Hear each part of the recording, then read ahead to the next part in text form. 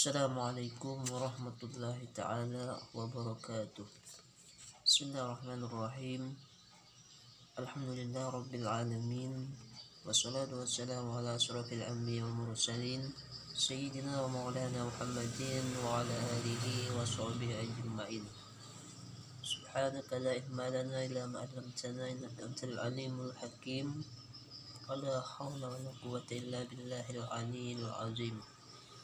Rabbi shrah li sadri wa yassir li amri wahlul 'uqdatam min lisani yafqahu qawli. Saudaraku kaum muslimin yang dimuliakan Allah Subhanahu wa taala. Berbicara tentang malaikat Allah, mungkin tidak banyak dari kita yang mengetahui perihal tugas dan juga apa yang dikerjakannya. Selama ini kita hanya mengetahui tugas-tugas dari malaikat yang pernah kita dapatkan di waktu di sekolah.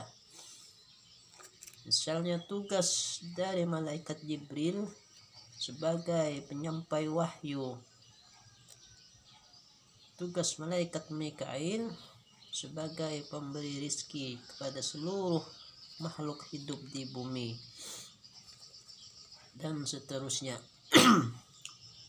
Selain daripada itu, ternyata tugas lain dari malaikat Allah yang mungkin tidak pernah kita sadari adalah mendoakan manusia, umat muslim yang mengerjakan kebaikan.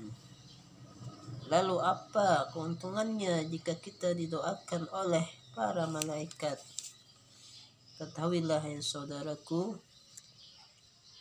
doa yang kita panjatkan akan jauh lebih cepat dikabulkan oleh Allah Subhanahu wa taala.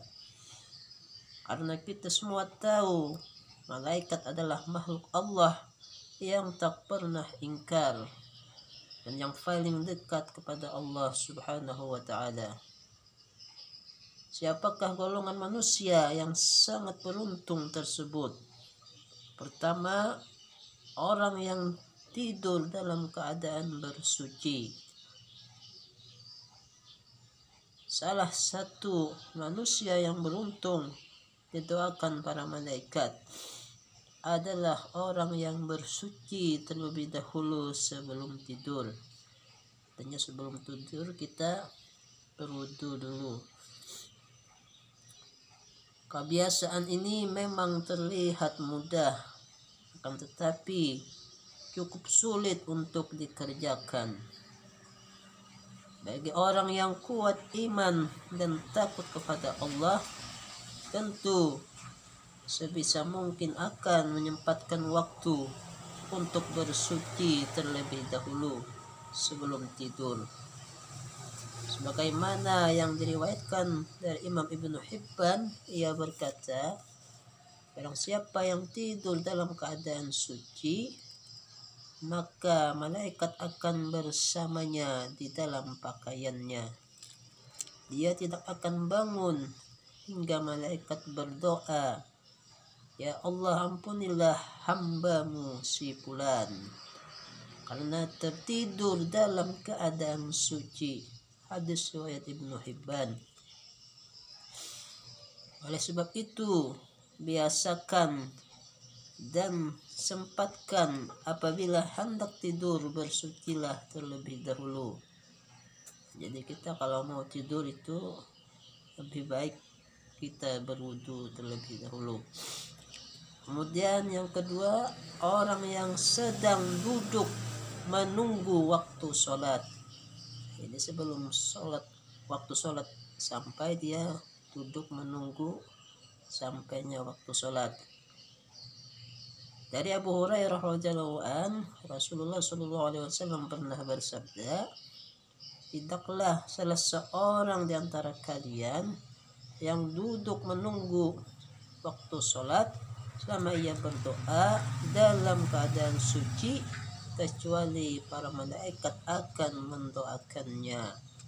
Kata malaikat, ya Allah, ampunilah ia, ya Allah, sayangilah ia. Hadis riwayat Muslim. Kemudian golongan yang ketiga yang mendapatkan doa dari malaikat adalah orang yang berada di saf depan dalam sholat berjamaah. Rasulullah SAW pernah bersabda, sesungguhnya Allah dan para malaikatnya bersolawat. Artinya Allah memberikan rahmat kepada orang-orang yang berada pada saf terdepan. Hadis riwayat Abu Daud. Kemudian golongan yang keempat yang mendapatkan doa dari malaikat adalah orang yang menyambung saf saat sholat berjamaah. Orang-orang yang tidak membiarkan barisan saf sholat kosong juga termasuk salah satu orang yang beruntung yang selalu didoakan oleh para malaikat. Sebagaimana disebutkan dalam hadis dari Aisyah radhiyallahu anha, Rasulullah SAW pernah bersabda, sungguhnya Allah dan para malaikatnya bersolawat kepada orang yang menyambungkan shaf. Dan siapa yang mengisi celah-celah, niscaya Allah akan mengangkat derajat orang tersebut karenanya. Hadis riwayat Ibnu Hibban. Kemudian golongan yang kelima mengucapkan amin ketika imam selesai membaca Fatihah. Hal ini pernah dikatakan oleh Abu Hurairah radhiyallahu anhu bahwasanya Rasulullah SAW pernah bersabda, jika seseorang imam membaca ghairil maghdubi alaihim waladdallin, maka ucapkanlah oleh kalian amin.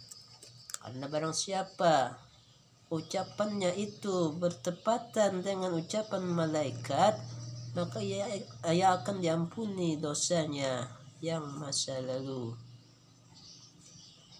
Hadis riwayat Imam Bukhari. Kemudian golongan yang keenam, orang yang duduk di tempat sholatnya setelah selesai sholat. Artinya kada berpindah dari tempat dia sholat tadi. Mungkin ini yang sering kita lupakan saat selesai sholat. Langsung berpindah tempat untuk bersandar atau sekedar mencari tempat yang lebih luas. Padahal jika kita mengetahui tetap berada pada posisi di mana kita mengerjakan sholat, merupakan salah satu hal yang membuat malaikat akan mendoakan kita. Dari Abu Hurairah radhiyallahu an, Rasulullah SAW pernah bersabda, para malaikat akan selalu bersolawat, berdoa kepada salah satu di antara kalian selama ia ada di dalam tempat sholat di mana ia melakukan sholat. Selama ia belum batal wudunya, para malaikat berkata, ya Allah, ampunilah dan sayangilah dia. Hadis riwayat Ahmad. Mudah-mudahan pesan singkat ini bisa bermanfaat. Akhirul kalam, wabillahi taufiq wal hidayah. Wassalamualaikum warahmatullahi wabarakatuh.